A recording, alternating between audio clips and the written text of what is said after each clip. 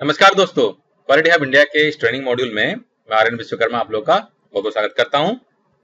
दोस्तों, इस training module में हम थ्री लेग्ड 5 वाई एनालिसिस के बारे में जानेंगे।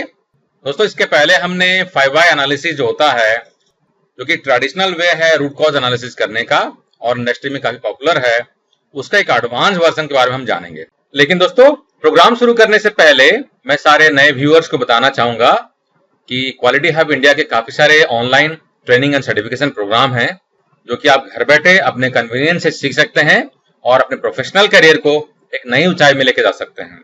तो दोस्तों, हम करंटली काफी सारे प्रोग्राम ऑफर कर रहे हैं, जिसमें से कि lean six sigma yellow belt है, lean six sigma green belt है और जल्दी हम ब्लैक बेल्ट भी लॉन्च करने वाले हैं। Awareness training on quality management system, जिसमें कि ISO 9001 2015 और IATA 16949 2016 है। इंटरनल ऑडिटर ट्रेनिंग प्रोग्राम है ISO 9001 और IATF के लिए।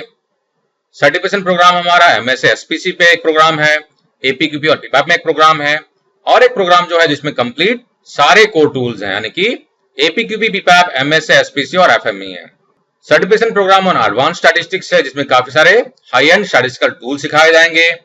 टोटल प्रोडक्टिव मेंटेनेंस है, total quality management and world class manufacturing system program है। प्रॉब्लम सॉल्विंग टूल पे, जिसमें कि 7 quality control tool, 7 management tool और रूट कॉज एनालिसिस पर एक प्रोग्राम है। प्रॉब्लम सॉल्विंग मेथड, जिसमें कि 8D, PDCA और A3, इसके ऊपर में सर्टिफिकेशन प्रोग्राम है। अवेयरनेस ट्रेनिंग प्रोग्राम ऑन, जो लेटेस्ट स्टैंडर्ड है हमारा एनवायरमेंटल मैनेजमेंट सिस्टम और occupational health and safety management system, ISO 14001 और ISO 45001। Certification program in lean manufacturing and Toyota production system है। Certification program in 5S expert है, kaizen expert है, quality circle concept है। और दोस्तों, ये सारे हमारे जो सर्टिफिकेशन प्रोग्राम है, इसमें काफी एक्सक्लूसिव मॉड्यूल्स इस्तेमाल किए जाते हैं, जो कि हमारे YouTube के मॉड्यूल से काफी डिफरेंट है। बहुत ही elaborative modules with examples and case studies हैं, जो कि आप अपने कन्वीनियंस से बार बार देख सकते हैं और अपने कन्वीनियंस से टेस्ट भी ऑनलाइन दे सकते हैं और सर्टिफिकेट भी आपको घर बैठे कुरियर से रिसीव होगा। दोस्तों, हमारे चार्जेस काफी कॉम्पिटिटिव है और हमारे प्रोग्राम के बारे में डिटेल में जानने के लिए आप हमारे मेल ID qhi2017@gmail.com पे मेल ड्रॉप कर सकते हैं, इंक्वायरी भेज सकते हैं, या दोस्तों आप हमारे वेबसाइट qualityhubindia.com में जाके कोर्सेज सेक्शन में जाके आप हमारे कोर्सेज के बारे में जान सकते हैं, या डायरेक्टली दोस्तों आप courses.qualityhubindia.com पे आप जा सकते हैं, जहां पर कि आपको हमारे सारे प्रोग्राम्स आपको नजर आएंगे। आप देख सकते हैं सारे प्रोग्राम्स यहाँ पर अवेलेबल है। जो भी प्रोग्राम आप बाय करना चाह रहे हैं, डायरेक्टली कोर्स में क्लिक करके कोर्स के कंटेंट के बारे में आप जान सकते हैं, कोर्स के फीस के बारे में जान सकते हैं और डायरेक्टली आप इसको ऑनलाइन क्रेडिट कार्ड से, डेबिट कार्ड से, नेट बैंकिंग से आप बाय कर सकते हैं। पेमेंट करने के बाद में विद इन सेकेंड्स आपको प्रोग्राम का एक्सेस मिल जाएगा। तो दोस्तों, देर मत कीजिए और अपने प्रोफेशनल कैरियर को आगे बढ़ाने के लिए हमारे प्रोग्राम को सिलेक्ट कीजिए। प्रोग्राम को एक्सेस करने के लिए या बाय करने में किसी तरह का दिक्कत होने पे आप हमारे मेल ID पे कॉन्टेक्ट कर सकते हैं। दोस्तों, क्वालिटी एनालिसिस या प्रॉब्लम सॉल्विंग किसी भी कंपनी के लिए एक इंटीग्रल हिस्सा होता है। ये बहुत इंपॉर्टेंट होता है किसी भी कंपनी के लिए कि वहां पर एक स्ट्रांग टीम रहे, जो कि प्रॉब्लम जो होती हैं, चाहे वो फील्ड में आई, कस्टमर के यहाँ पर आई या कंपनी में आई, उसको स्ट्रक्चर तरीके से एनालिसिस करके उसके कॉजेस को आइडेंटिफाई करें और उस पर एक्शन लेके उसको इंप्रूवमेंट करें। तो किसी भी कंपनी के सक्सेस के लिए एक स्ट्रांग प्रॉब्लम सॉल्विंग टीम की बहुत जरूरत होती है।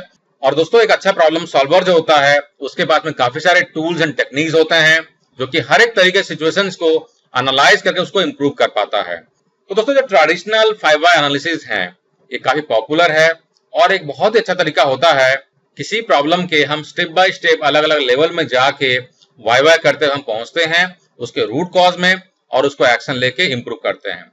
तो दोस्तों, जो 5 वाई एनालिसिस होता है, इसको एक नेक्स्ट लेवल में लेके जाता है ये जो 3 लेग्ड 5 वाई एनालिसिस प्रोग्राम है, जो कि हम इस मॉड्यूल में सीखने वाले हैं।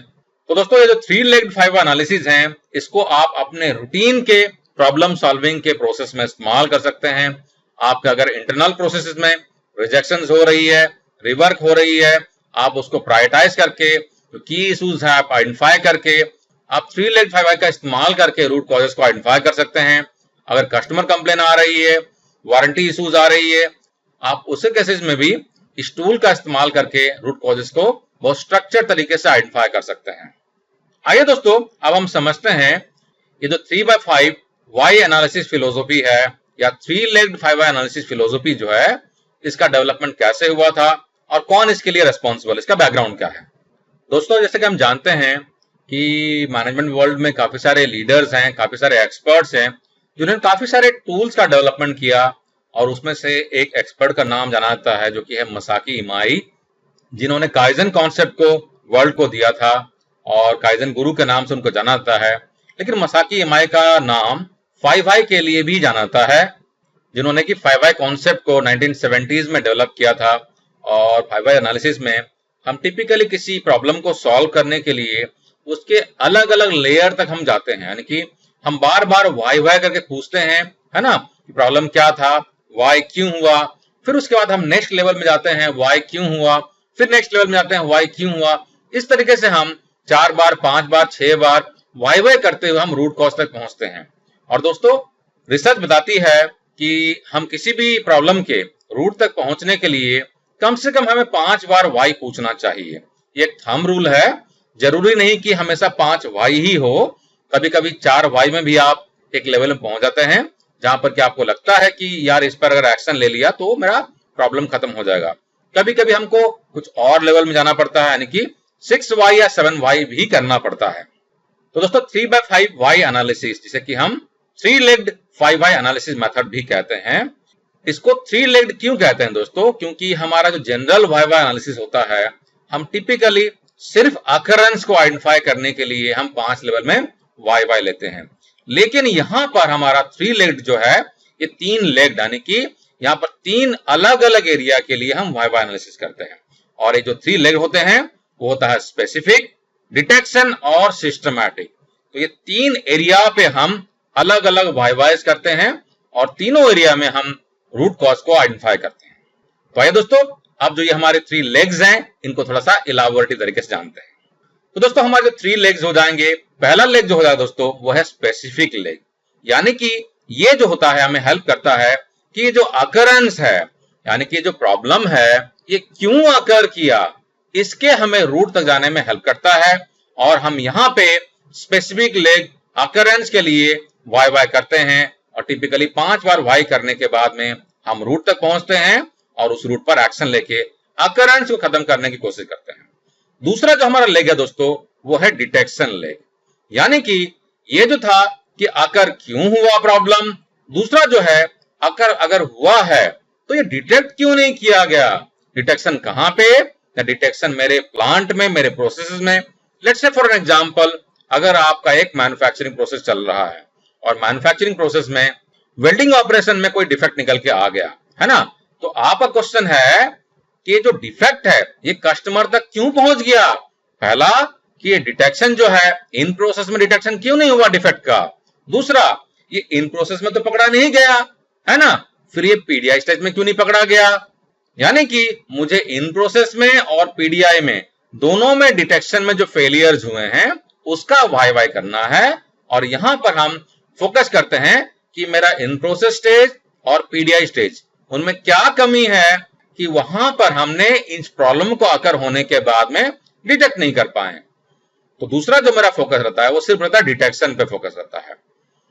थर्ड जो होता है दोस्तों, ये है सिस्टमैटिक लेग। और यहां पर हम क्या करते हैं दोस्तों, why did the possibility exist for this situation to occur, हम यहां पर सिस्टम में फोकस करते हैं, यानी कि मेरे प्रोसेस में, मेरे ऑर्गेनाइजेशन के स्ट्रक्चर में, मेरे जो डॉक्यूमेंट्स हैं, एसओपी है, वर्क इंस्ट्रक्शन से कंट्रोल प्लान में, उसमें ऐसा क्या कमी था जिसके वजह से ये प्रॉब्लम अकर हुआ, और मैं सिस्टम में गलतियां ढूंढ के उसको करेक्ट करने के लिए यहां पर वाई करूंगा। तो दोस्तों, यहां पर जो थर्ड एलिमेंट है सिस्टमैटिक लेग, ये बहुत इंपॉर्टेंट है और काफी सारे अच्छी कंपनियों का जब फोकस रहता है वो प्रॉब्लम को सिस्टम के जड़ तक जाके आइडेंटिफाई करने में रहता है। क्योंकि अकरेंस तो ठीक है, हमारे प्रोसेस में क्या अकरेंस का फेलियर हुआ वाई करते हैं हम, डिटेक्शन का फेलियर का भी हम लोग आइडेंटिफाई करते हैं वाई करके। थर्ड जो है मेरा ये सिस्टमैटिक लेग है, यहां पर हम सिस्टम के इश्यूज को, यानी कि लार्जर पिक्चर जो हमारा ऑर्गेनाइजेशन का है उसको हम लोग आइडेंटिफाई करने की कोशिश करते हैं, उसके फेलियर को आइडेंटिफाई करने की कोशिश करते हैं। तो दोस्तों यहां पर हमारे 3 लेग्स हो गए, सिस्टमैटिक लेग जिसे कि हम अकरेंस लेग भी कह सकते हैं, सेकंड हो गया मेरा डिटेक्शन लेग और थर्ड हो गया मेरा सिस्टमैटिक लेग।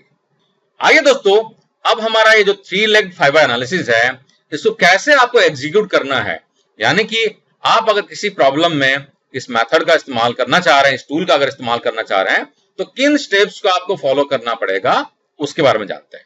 तो मेरा पहला स्टेप हो जाएगा दोस्तों कि दोस्तों जो हम प्रॉब्लम सॉल्विंग करने के लिए ले रहे हैं, चाहे वो इंटरनल रिजेक्शन पे हो, कस्टमर कंप्लेन पे हो, जो भी इश्यूज हैं, उसके लिए पहले मैं एक टेम्पलेट को डेवलप करूं। यानी कि ये जो 3 लेग 5 है, अगर आपके ऑर्गेनाइजेशन के लिए नया है तो आपको इस तरह का एक टेम्पलेट बना लेना पड़ेगा पहले।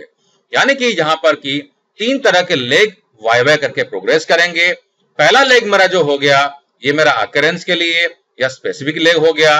सेकेंड जो हो गया मेरा लेग, ये चलेगा डिटेक्शन के लिए, और थर्ड जो रहेगा मेरा ये सिस्टमैटिक लेग है। तो तीनों लेग 1, 2 और 3 को है ना कंटिन्यू करने के लिए मैं इस तरीके का एक टेम्पलेट बना लूंगा, और यहां पर जो है मैं अपने प्रॉब्लम को डिस्क्राइब करूंगा, या आप प्रॉब्लम को डिस्क्राइब कर सकते हैं, एक हेडिंग के लिए एक बॉक्स बना लीजिए और यहां पर प्रॉब्लम को डिस्क्राइब कर लीजिए। तो दोस्तों ये मेरा पहला स्टेप हो जाएगा, यानी कि टेम्पलेट को डेवलप करना। मेरा दूसरा स्टेप हो जाएगा दोस्तों कि मैं इस प्रॉब्लम को सॉल्व करने के लिए क्रॉस फंक्शन टीम का डेवलपमेंट करूं।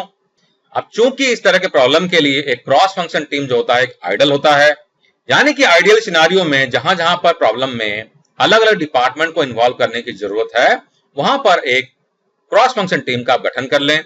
अलग अलग डिपार्टमेंट से, प्रोडक्शन से, इंजीनियरिंग से, टूल रूम से, मेंटेनेंस से, या आपका जिस तरह का इंडस्ट्री है उस इंडस्ट्री से रिलेवेंट जो जो भी फंक्शंस इन्वॉल्व हैं, आप उन डिपार्टमेंट से मेंबर्स को इन्वॉल्व कर लें, तो एक क्रॉस फंक्शन टीम हो जाएगा।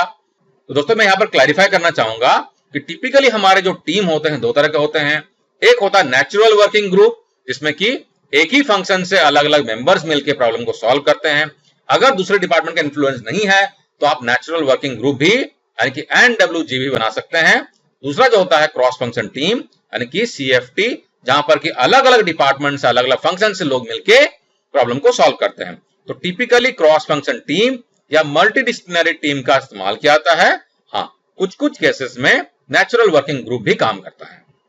तो दोस्तों पहले टीम फॉर्मेशन करने के बाद में आप टीम के साथ में फिर स्पेसिफिक लेग पे वाई कर लीजिए, डिटेक्शन लेग के लिए वाई कर लीजिए, और सिस्टमैटिक लेग में वाई कर लीजिए।